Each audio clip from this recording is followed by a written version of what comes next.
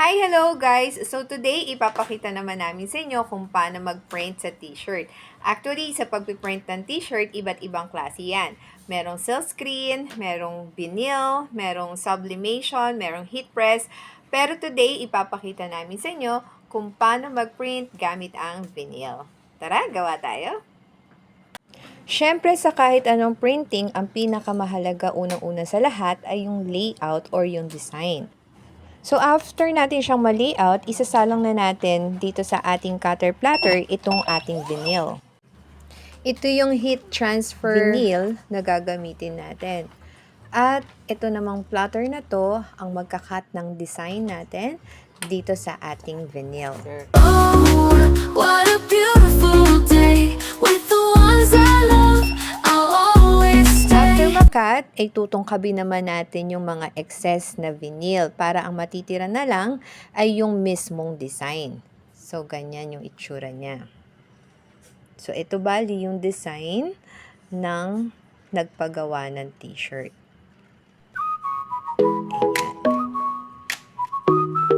So, medyo madugo lang yung pagtatanggal o pagtutungkab para matira lang yung design. Pero after naman yan is mas pino at mas maganda yung kalalabasan.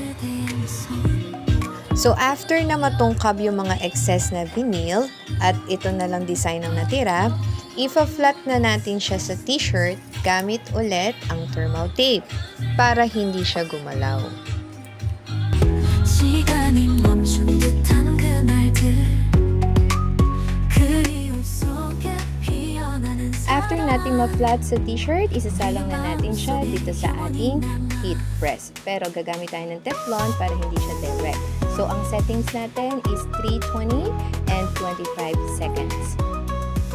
Mabilis lang, di ba? So, after 25 seconds ay kusa na siyang lalabas.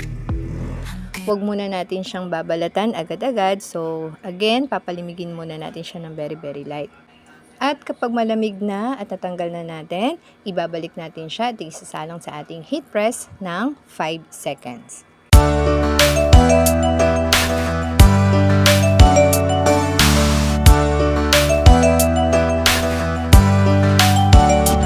And that's it!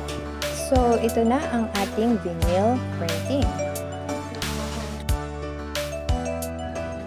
Ideal ang vinyl printing para sa mga spot color design. Pero kung photographic, for example, yung gusto mong design, pwede tayong gumamit ng sublimation printing. Kaya ano pang hinihintay nyo? Paggawa na rin kayo sa darating na Pasko, pwede itong pangregalo. Kaya PM lang kayo para sa mga orders nyo. Thank you so much for watching, everyone. So, ready na for delivery. Salamat po!